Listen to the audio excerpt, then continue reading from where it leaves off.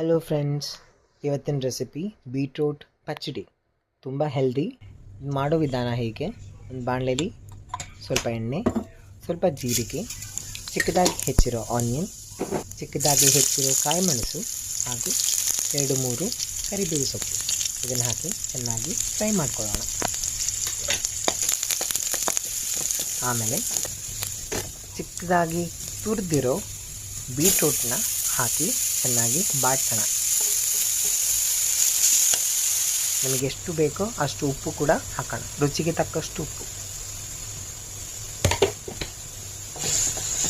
Lid ಹಾಕಿ 5 ನಿಮಿಷ ಚೆನ್ನಾಗಿ ಬೇಯಿಸ್ಬಿಡೋಣ.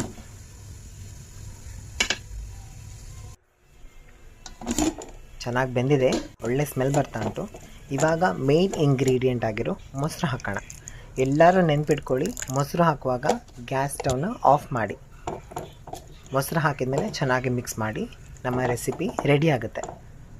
ಇದನ್ನು ಒಂದು ಬೌಲಿಗೆ ಟ್ರಾನ್ಸ್ಫರ್ ಮಾಡಿ ಗಾರ್ನಿಷಿಗೋಸ್ಕರ ಕರಿಬೇವು ಸೊಪ್ಪು ಹಾಕೋಣ.